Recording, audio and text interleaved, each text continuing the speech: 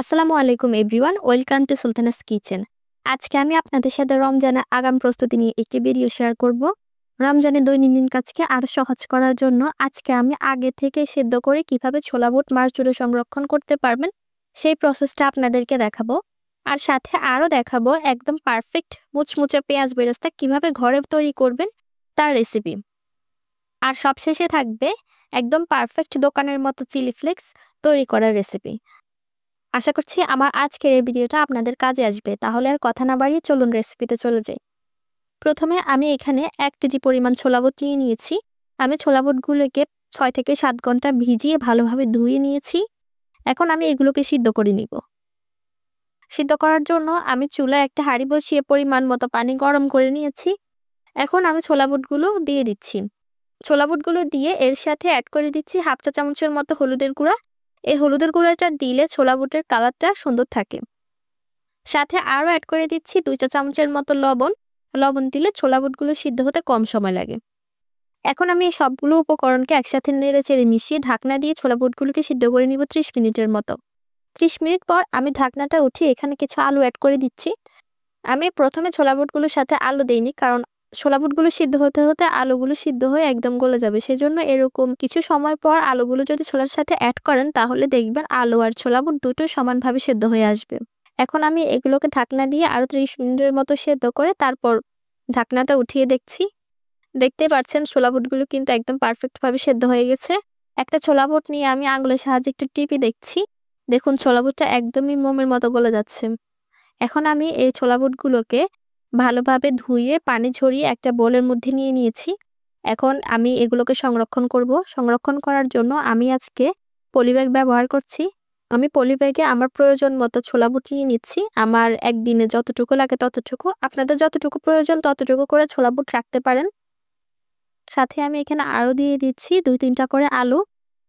এইভাবে করে আমি সবগুলো পলিথিনে ছোলা বুট ভরে নিয়েছি। এখন এই পলিব্যাগগুলোকে আমি ডিপ ফ্রিজে রেখে দিব, আর ইফতারের আগে এগুলোকে বের করে আমি রান্না করে নিব। এতে করে আর প্রত্যেকদিন আমাকে ছোলা বুট সিদ্ধ করতে হবে না, একবার সিদ্ধ করলেই হয়ে যাবে। এখন আমি আপনাদেরকে পেঁয়াজ বেরেস্তা করে দেখাবো।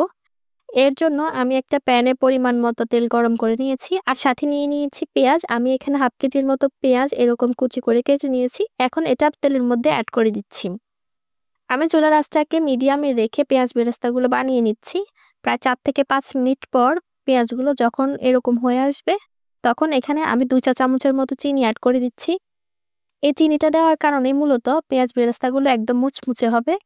চিনি দিয়ে আমি আরও 5 থেকে 7 মিনিটের মতো পেঁয়াজগুলোকে ভেজে নিচ্ছি। আর দেখতেই পাচ্ছেন এগুলোর এখন কালার চেঞ্জ হয়ে আসছে। এখন আমি চুলার আঁচটাকে মিডিয়াম লোতে করে দিব, আর পেঁয়াজগুলোকে অনবরত নেড়ে চেড়ে একদম পারফেক্ট কালার করে নিব। দেখতে পাচ্ছেন পেঁয়াজ বেরেস্তার কালার কিন্তু চলে আসছে। এখন আমি চুলাটা বন্ধ করে দিব, কারণ পেঁয়াজ বেরেস্তাগুলো ঠান্ডা হয়ে যাওয়ার পর এর কালারটা আরও কিছুটা ডার্ক হয়ে যাবে। এখন আমি একটা ছাঁকনির সাহায্যে পেঁয়াজ বেরেস্তাগুলো উঠিয়ে নিচ্ছি। তারপর একটা প্লেটে এরকম টিস্যু পেপার বিছিয়ে পেঁয়াজ বেরেস্তাগুলো নিয়ে নিচ্ছি। এভাবে করলে বেরেস্তার গায়ে যে এক্সট্রা তেল থাকে সেটা টিস্যু পেপার টেনে নিবে। এখন আমি এই পেঁয়াজ বেরেস্তাগুলোকে চামচের সাহায্যে কিছুটা ছড়িয়ে ঠান্ডা করে নিচ্ছি। পেঁয়াজ বেরেস্তাগুলো এখন পুরোপুরি ঠান্ডা হয়ে গেছে, আর আপনাদেরকে এখন দেখিয়ে দিচ্ছি এই বেরেস্তাগুলো কতটা মুচমুচে হয়েছে। দেখতেই পাচ্ছেন বেরেস্তাগুলো কতটা মুচমুচে হয়েছে। আমি যদি আপনাদেরকে শব্দটা শুনিয়ে দিতে পারতাম তাহলে আপনারা আরো বেশি বুঝতে পারতেন। এই পেঁয়াজ বেরেস্তাগুলো প্রায় 2 মাসের মতো এরকম মুচমুচে থাকবে। আমি এখন একটা কৌটো ভরে পেঁয়াজ বেরেস্তাগুলো সংরক্ষণ করব। রমজানে আমাদের বিভিন্ন ইফতার আইটেমে পেঁয়াজ বেরেস্তার প্রয়োজন হয়। তো যখন যেখানে পেঁয়াজ বেরেস্তার প্রয়োজন হবে আপনারা এটা সেখানে ব্যবহার করতে পারবেন। আশা করছি আপনাদের এই রেসিপিটা কাজে আসবে। এখন আমি আপনাদেরকে চিলি ফ্লেক্স বানিয়ে দেখাবো। এর জন্য আমি এখানে চুলায় একটা তাওয়া বসিয়ে শুকনো মরিচ নিয়ে নিচ্ছি।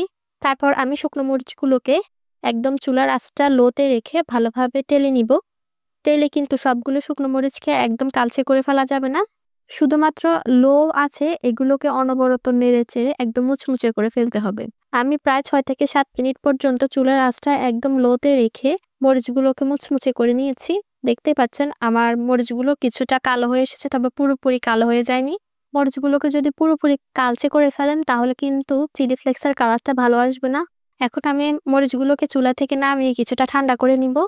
যখন এগুলো কিছুটা ঠান্ডা হয়ে আসবে তখন এগুলোর এরকম বোটাটা ছিঁড়ে আমি গুঁড়ো করে নিব।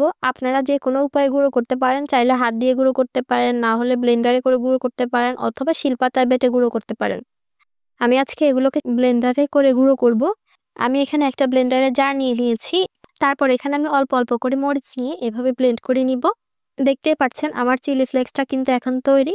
আমি কিন্তু এগুলোকে একদম গুঁড়ো করে ফেলিনি, এরকম আধা ভাঙা করে নিয়েছি। আর আমার মরিচগুলো যেহেতু একটু বেশি কালো হয়ে গিয়েছে, সেজন্য চিলি ফ্লেক্সের কালারটা অতটা ভালো আসেনি। আপনারা মরিচগুলোকে আরও একটু কম কালচে করতে চেষ্টা করবেন, তাহলে দেখবেন আপনাদের চিলি ফ্লেক্সের কালারটা আরও সুন্দর আসবে। এখন আমি এই চিলি ফ্লেক্সগুলোকে একটা কৌটায় ভরে সংরক্ষণ করব। তারপর যে কোনো ইফতার আইটেমে যেখানে চিলি ফ্লেক্সের প্রয়োজন সেখানে এই চিলি ফ্লেক্সগুলো অনায়াসে ব্যবহার করতে পারবেন। এই চিলি ফ্লেক্সগুলো নর্মাল তাপমাত্রায় 1 মাসের মতো ভালো থাকবে। বাইরে থেকে চড়া দামে চিলি ফ্লেক্স কিনে আনার পরিবর্তে এভাবে সহজেই বাসায় আপনারা চিলি ফ্লেক্স বানিয়ে নিতে পারবেন। আশা করছি আমার আজকের এই রমজানের আগাম প্রস্তুতির ভিডিওটা আপনাদের কাছে ভালো লেগেছে। ভালো লাগলে অবশ্যই আমার চ্যানেলটি সাবস্ক্রাইব করে রাখবেন। আর যারা অলরেডি আমার চ্যানেলটি সাবস্ক্রাইব করে রেখেছেন তাদেরকে অসংখ্য ধন্যবাদ। সবাই ভালো থাকবেন, সুস্থ থাকবেন। আল্লাহ হাফেজ।